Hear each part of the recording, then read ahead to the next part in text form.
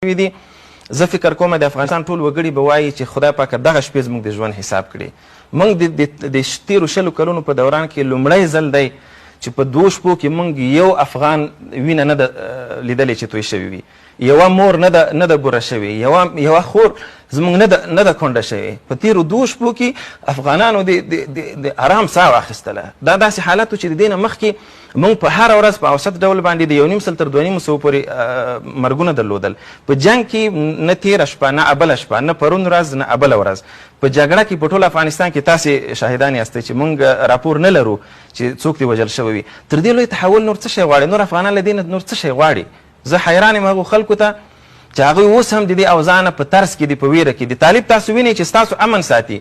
تاسو زه دا اوس راتلم د فرانسې د سفارت په مخ کې هغه کسان چې د فرانسویانو سره یې تر اوسه پورې کار کړی و، د هغو ترجمانانو او د افغانانو په کورونو باندې چاپې وهلي دي، افغانان یې په کورو کې وژلي دي او شهیدان کړي دي. هغه ناسه د فرانسې د سفارت په مخ کې له فرانسې نه ویزه غواړي. همدغه طالب یې پېژني چې دا هغه څوک دی چې زه 20 کاله وژلی یم، 20 کاله یې زما کور وران کړی دی، 20 کاله یې د هېواد دربدره کړی، خو هېڅ نه ورته وایي. تر دې نور مثبت تحول بل څه شوی؟ ولې خلک په ډار کې دي؟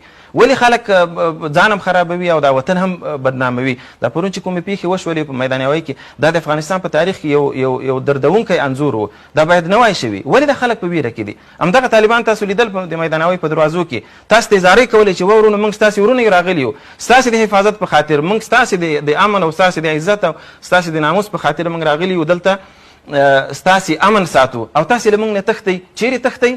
کفر ته ورتښتئ، غرب ته ورتښتئ، د 2 پیسو لپاره ځان هم خرابوئ. نتیجه یې څه شوله؟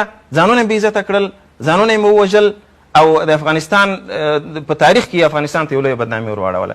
لهذا زما د خپلو افغانانو ورونو خصوصا د کابل ښاریانو نه دا هیله ده چې د طالب په اړه هغه ترس مه لرئ کوم چې تاسې ته مطبوعات وایي. طالب ستاسې ورور دی، طالب ستاسې معنوي دی. طالب څوک دی؟ طالب عالم دی. طالب هغه څوک دی چې د افغانستان په درد پوهیږي. طالب غل نه دی لکه پخواني چارواکي. طالب خائن نه دی. څه چې ویل کېدل دا زه له زړه نه په باور سره وایم چې دا د غرب تبلیغات و. راځو دې ته ښاغلی